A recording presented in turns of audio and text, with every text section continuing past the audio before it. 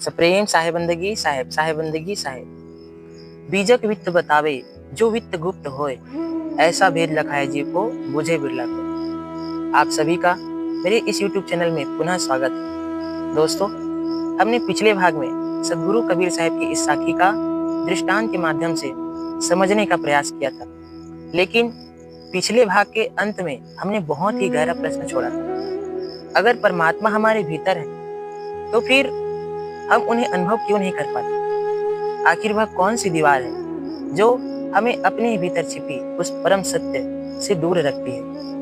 और सदगुरु कबीर साहब उस दीवार को हटाने का कौन सा मार्ग बताते हैं? आइए आज की इस वीडियो में इन सारे रहस्यों का पर्दा उठाते हैं। दृष्टांत में तीनों भाई के सामने में जो सोने की अशर्फियों से भरी संदूक थी वो रखी हुई थी। उनकी आंखों में खुशी थी, लेकिन उस वृद्ध ज्ञानी की आंख में संतोष था। वह मुस्कुराया और बोला, बेटा, आज तुम्हें सोना तो मिल गया, लेकिन क्या तुमने उस बीजक का असली संदेश समझ लिया? तीनों भाई मौन खड़े रहे।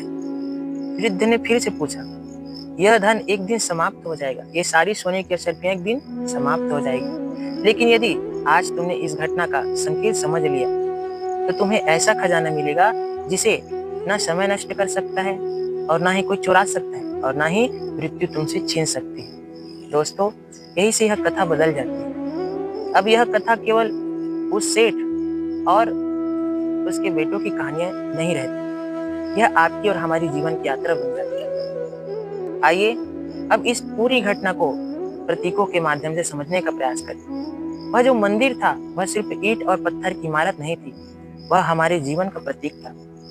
वो जो बीजक था केवल लिखे हुए शब्द नहीं थे, बल्कि हमें सही दिशा का संकेत वो देता था।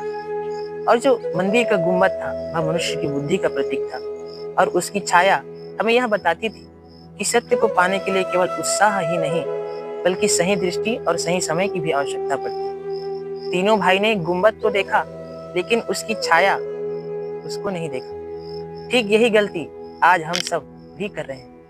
हम परिणाम तो चाहते हैं, लेकिन हमारे पास धैर्य नहीं। हम शांति तो चाहते हैं, लेकिन अपने मन को देखने का हमें समय नहीं। हम परमात्मा को पाना तो चाहते हैं, लेकिन अपने भीतर उतरने से हम डरते हैं। इसलिए सदगुरु कबीर साहब ने कहा कि जा कारण बन बन फिरे, सो बैठा घट माही, वस्तु कहीं खोजे कहीं, कैसे पाए ताही। साहब ने कितनी अद्भुत बात की कि जिस सत्य को खोजने में मनुष्य जीवन भर भटकता रहता है, उसकी शुरुआत सबसे पहले उसके अपने भीतर से ही होती है। लेकिन यहाँ एक बात बहुत ध्यान से समझनी चाहिए हम सभी को कि सदगुरु कबीर साहब हमें ये नहीं कहते कि मंदिर या मस्जिद जाना गलत है या फिर पूजा करना ही व्यर्थ है। वे हमें इतना ही कहते हैं कि यदि हमें हमारी जो भीतर की जागृति नहीं हुई तो केवल बाहरी यात्रा, बाहरी दिखावे से हम अपनी मंजिल तक नहीं पहुंच सकते। अब जरा फिर से सोचिए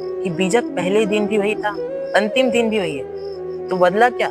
शब्द नहीं बदले, दृष्टि बदल गई। यही सदगुरु की महिमा है। सदगुरु कोई नया परमात्मा हमको नहीं दिखाते, वे केवल हमारी आंखों से अज्ञानता की जो पर्दा है उसको हटा देते हैं। जैसे किसी खजाने का नक्शा है, कोई खजाने का नक्शा हमारे पास है, लेकिन हम उस खजाने के नक्शा को पढ़ नहीं पा रहे हैं, तो दोष उस खजाने की नक्शा का है क्या? नहीं, दोष हमारी समझ की है। ठीक वैसे ही शास्त्र, साखी, बीजक, धर्म ग्रंथ ये सब मार्ग दिखाते हैं, लेकिन हम उस मार्ग पर चलना और उसके संकेतों को जीवन में उतारना, यही साधना है। अगर हम नहीं कर पाते तो इसमें दोष धर्म ग्रंथों की नहीं। दोस्तों, अब इस पूरी कथा का अंतिम और सबसे महत्वपूर्ण रहस्य समझने का प्रयास करते हैं। हमने पूछा था कि परमात्मा हमारे भीतर है, तो फिर हम उन्हें अनुभव क्यों नहीं कर पाते? क्या परमात्मा हमसे दूर है?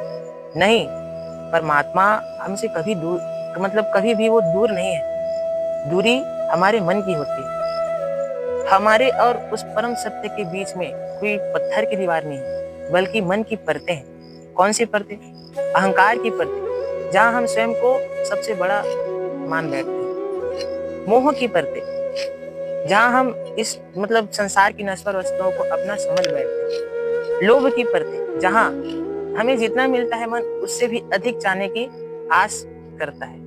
क्रोध की परतें जो हमारे विवेक को ढक देती है, और सबसे बड़ी अज्ञान की परतें जो हमें यह भूलने पर मजबूर कर देता है कि जिस सत्य की खोज हम पूरी दुनिया में कर रहे हैं घूम घूम कर, उसकी शुरुआत तो हमारे भीतर से ही होती है। दोस्तों, उदाहरण के लिए जैसे कि बादल जो है सूर्य को मिटा नहीं सकता, वह केवल कुछ समय के लिए उसे हमारी आंखों से ओझल कर सकता है। ठीक उसी प्रकार से अहंकार, लोभ, मोह, अज्ञान ये परमात्मा से हमें दूर नहीं करते, वे केवल हमारी दृष्टि को ढक देते। जब यह सारी पर्दे ज्ञान के माध्यम से हटती है तो वह जो परम सत्य है वह धीरे धीरे प्रकट होना शुरू हो जाता है। शायद इसीलिए सदगुरु कबीर साहब बार बार हमें बाहर से भीतर की यात्रा करने का संकेत देते हैं। दोस्तों, इस पूरी कथा का सार केवल इतना ही है कि बीजक या धर्म ग्रंथ पढ़ लेना पर्याप्त नहीं है, बीजक को अपने जीवन में उतारना आवश्यक है। मंदिर तोड़ने से खजाना नहीं मिला, दृष्टि बदलने से मिला। ठीक उसी प्रकार जीवन जो है परिस्थितियां बदलने से नहीं, दृष्टिकोण बदलने से बदलता है। आज जब यह वीडियो समाप्त हो तो मैं आप सभी से केवल इतना प्रार्थना करना चाहता हूँ कि आज रात सोने से पहले बस 5 मिनट अपने आप से एक प्रश्न पूछिएगा कि मैं पूरे दिन इस दुनिया को देखा, लेकिन क्या आज मैंने एक पल के लिए अपने भीतर झांका? हो सकता है यहीं से आपकी आध्यात्मिक यात्रा का पहला कदम शुरू हो जाए। अगर इस कथा ने आपके मन में एक भी अगर नया विचार जगाया है तो कमेंट में केवल एक ही शब्द लिखना, सत्य नाम या साहेब बंदगी साहेब, ताकि मुझे भी यह विश्वास हो सके कि सदगुरु कबीर साहब की वाणी आज भी किसी न किसी के हृदय को छूती है। बस इसी प्रार्थना के साथ आप सभी स्वस्थ रहे, मस्त रहे, सजग रहे और सदा सत्य की राह में चलते रहे।